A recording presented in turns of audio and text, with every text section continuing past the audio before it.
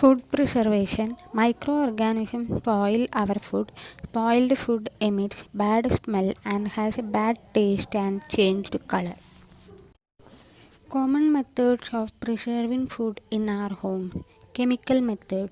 Salts and edible oil are the common chemical generally used to check the growth of microorganisms. They are called preservatives. We add salt or acid preservatives to pickles to prevent the attack of microbes. Sodium benzoate and sodium metabisulfite are common preservatives. These are also used in jams and squashes to check their spoilage. Preservation by common salt. Common salt has been used to preserve meat and fish for ages. Meat and fishes are covered with dry salt to check the growth of bacteria. Salting is also used to preserve amla, raw mangoes, tamarind, etc. Preservation by sugar. Jam, jellies, and squashes are preserved by sugar. Sugar reduces the moisture content, which inhibits the growth of bacteria, which spoil food. Preservation by oil and vinegar. Use of oil and vinegar prevents spoilage of pickles because bacteria cannot live in such an environment. Vegetables, fruits, fish, and meat are often preserved by this method. Heat and cold treatment. Milk is boiled before stored or used. Boiling kills many microorganisms. We keep our food in the refrigerator. Low temperature inhibits the growth of microbes. Pasteurization. This process was discovered by Louis Pasteur. The milk is heated to about 70 degrees Celsius for 15 to 30 seconds and then suddenly chilled and stored.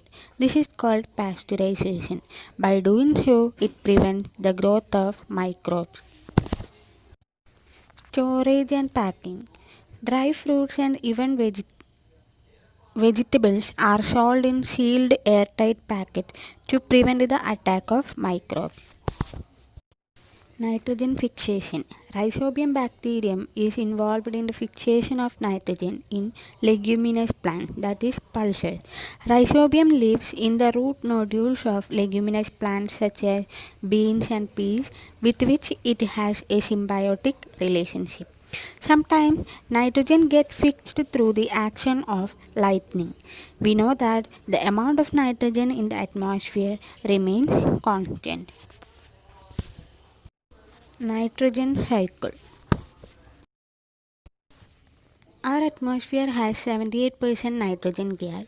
Nitrogen is one of the essential constituents of all living organisms as part of protein, chlorophyll, nucleic acids, and vitamins.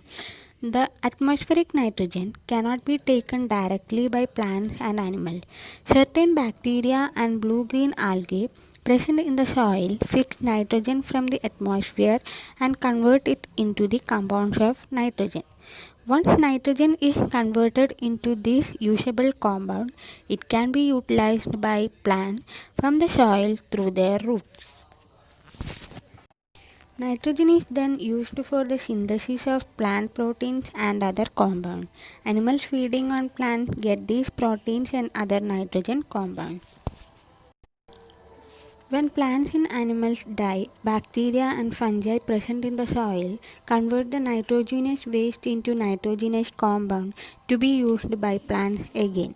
Certain other bacteria convert some part of them into nitrogen gas, which goes back into the atmosphere. As a result, the percentage of nitrogen in the atmosphere remains more or less the constant.